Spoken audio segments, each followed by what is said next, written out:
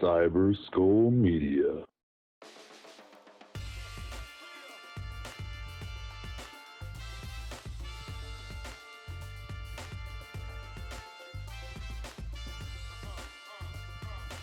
We're going to run through some fun facts, and then we're going to tie this up with a nice little bow and give it a little happy tap tap, tell it to go to its home, and we're going to head out. So, fun fact number 1, long drive champion and professional golfer Jamie Sadlowski, also a former hockey player who can hit golf balls over 400 yards, has been called the real life version of Happy Gilmore. Fun fact number 2, Lee Trevino, that famous golfer I talked about, who said Grizzly Adams did have a beard. He regrets his appearance in this film and said if he knew how much swearing there would be, he would not have done it. Fun fact number 3, Adam Sandler made these movies after he was fired from SNL in 1995. So if he would have never been fired from SNL, we wouldn't have Happy Gilmore. Fun fact number 4, in the TV version, Happy talks to the orderly, Ben Stiller, and tells him that Grandma told him everything about what happened. This is also a deleted scene that we watched. He then throws Ben Stiller out of the window. Stiller hits the ground and says, "I don't even know what that word is. I must have been having a stroke when I typed this out." Something about like, man, is that guy strong.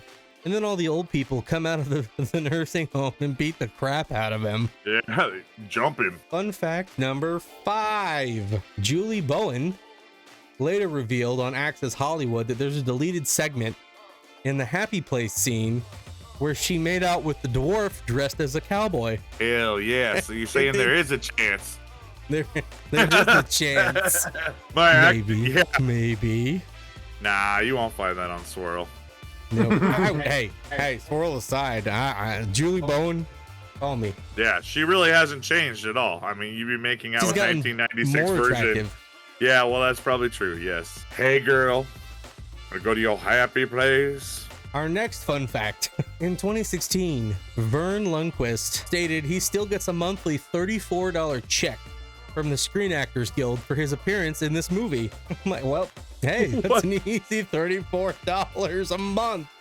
Yep. Hey, thanks for the booze money. 30 minutes of this film were cut out in order to obtain a PG-13 rating.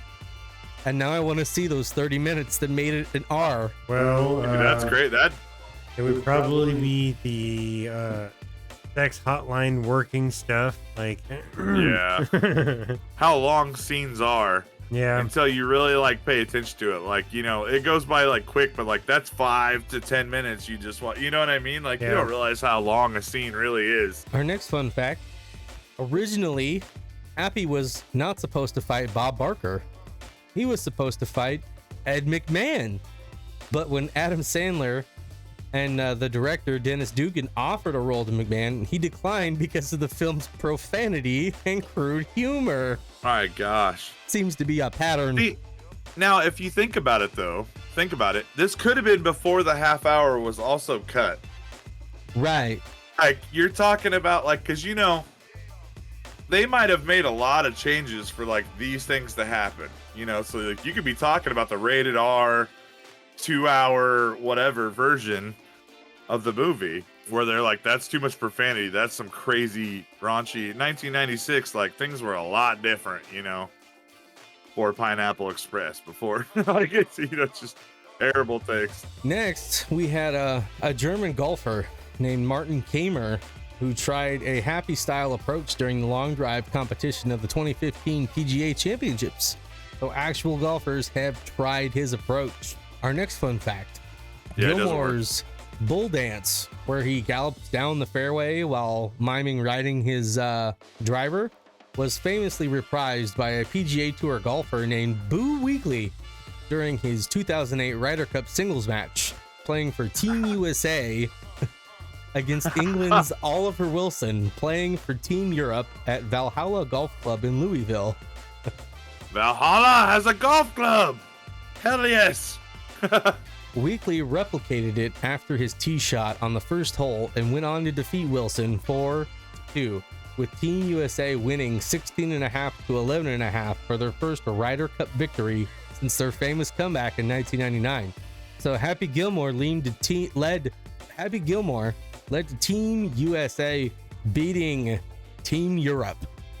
Let's go. So we talked earlier how Christopher McDaniel, oh my God. We spoke earlier about how Christopher McDonald declined the role because he was tired of playing villains and wanted to spend more time with his family. Do you know who was also approached for this role?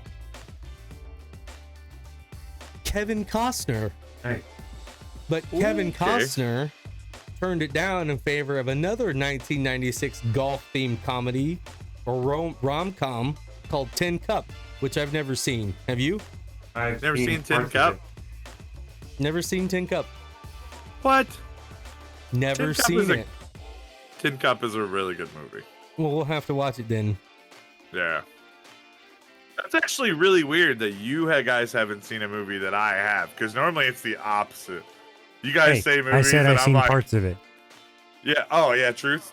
All right. I've so seen lots of movies, so it's kind of a, That's what I mean. Like, it's just the fact that you guys are like way, like I don't. But anyway, weird stuff. Back on topic, there is one more actor who lobbied really hard for this part and didn't get it. And let's first say, I think Christopher McDonald was perfect for this role. I don't think you could have gotten a better performance for this specific role out of another actor. It would have been something entirely different, right? Right. But this next actor is an actor I love, and it would have been fun but different thinking about it. This actor was Bruce Campbell. Bruce Campbell lobbied very hard for this part and didn't get it. And I can't help but to think what this movie would have been like with Bruce Campbell instead. Yeah. Remind me who he is. Evil Dead. Oh my God. Yeah. Okay. He's in every Sam Raimi film ever made. I was gonna say I deserve a for that one. That was okay. Yeah. I took it out. All right, my first one of the night. And McDonald became interested, like we said, after winning a round of golf, and then he decided to meet with Sandler. And according to McDonald, he said he didn't want to see the bad guy 101 again, and gave McDonald the freedom to improvise on set. So he got to improvise on set. I don't know how much of his lines and stuff he did was improvised, but he made that character his own. It wasn't just something that was laid out in detail, point A to Z, by the writing team. He probably did the shoot-a thing, Definitely. Yeah, because that's him. Like, it's not even his character. Like, that is something I think he would do. Like, for sure. And like earlier, I said that according to Vern Lundquist, he filmed his scenes in the abandoned hospital as production wrap. So he never went to the golf course, as far as I'm aware, and he just filmed in the hospital after, as the production was finishing up. And Adam Sandler's New York University roommate, Jack, I'm gonna butcher the crap out of this, Jack Girapudo, I don't know. Whoa, them fighting words. He sat next to Lundquist in every shot. So that's the guy who sat next to him and didn't even have a line. Right. Okay, so here's a fun fact that you weren't around for. Do you know that Chubb Peterson's missing hand is actually a reference? I heard you. Yeah. You heard me? Yeah. What was that reference? To Predator? Yes. Because his character depicts, he gets his arm ripped off. Which, once you said it, I was like, oh my gosh, he does. He does get his arm ripped off. I was like, oh man. And that's awesome. I love it when you find those connections, or like when the connections are made where they do that, So that's it. That's the end of it. That's all the fun facts that I have from this movie. So the fun has ended. The fun has ended.